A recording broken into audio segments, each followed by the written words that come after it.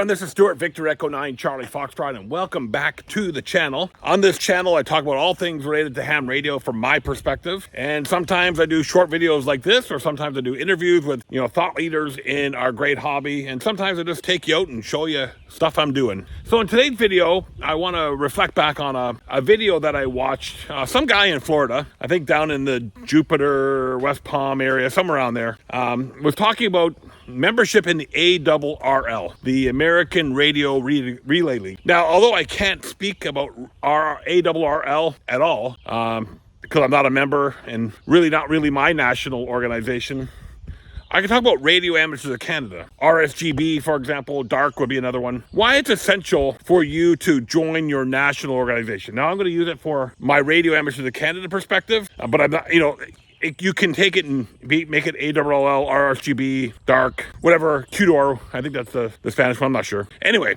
absolutely, you need, as a ham radio operator, you need to be a member of your national organization. No ifs, ands, or buts. I'm pretty solid in my beliefs on that. I would recommend that you become a member of your national organization before you join any local club. Why is that? Well, here in Canada, there's a group, and I've interviewed the group on this channel, that are the Defensive Amateur Radio Fund. These are a dedicated group of Canadian hams, and I'm sure ARRL and other countries have the same group, similar, that go to bat with the powers to be globally and your regulator. So in Canada, that would be ISED, in the US would be the FCC, to fight for amateur radio and our frequency allotments. In Canada, amateur radio takes up 9% of the frequency spectrum. That's a lot of spectrum for us, and we want to preserve it. So Radio Amateurs of Canada fights for that for us. Also, Radio Amateurs of Canada works with our regulator, the national regulator, ISED, here in Canada.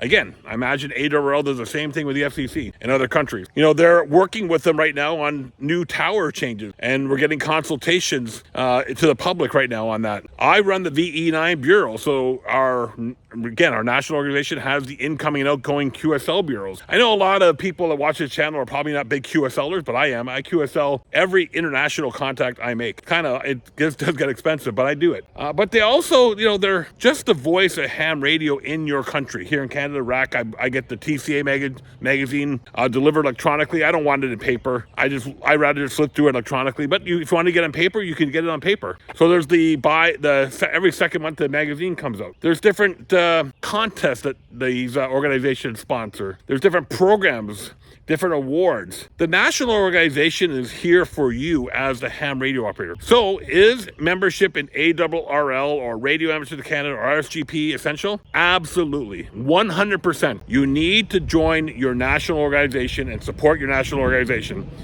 And before you ask, well, they don't do anything for me. I know there's going to be that guy that leaves a comment, ARRL has never done anything for me. The question I have for you is, when have you done anything for them? When have you gotten involved in committees or organizations? On this channel, I interviewed Dave Goodwin. You've seen him. He's the regulatory affairs officer for RAC. I run the VE9 incoming bureau. What have you done to support your national organization? I think there was a famous U.S. president, John F. Kennedy, who had the phrase, don't ask what your country could do for you, ask what you could do for your country. Same thing applies here. If you're one of these hams that sit back, and there's tons of them out there, I know there are tons out there who say, well, the ARRL hasn't done anything for me. I don't get any support from the ARRL. I don't hear anything from them.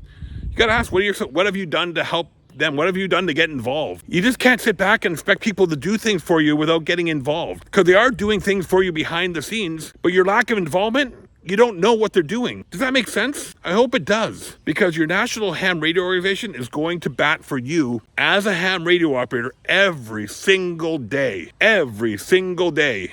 Trust me on this one. So if you're not a member of ARRL or you're not a member of RAC, please join them today. RSGB, DARC, whatever your national organization is, join it. Spend the $30 or $40, whatever the cost is for a membership, and join your national organization and support them. In Canada as well, I also say, hey, you know what? Support the Defensive Amateur Radio Fund as well, because they're there to help you guys. That stuff doesn't come cheap, and the guys don't do it out of their own expense. They need to get their expenses. They need to have their expenses covered to do that work, that great work. Join your national organization. It's an absolute must. I'm Stuart Victor Echo 9 Charlie Foxtrot. Thanks for all the great comments, everyone. I'll see you guys in another video.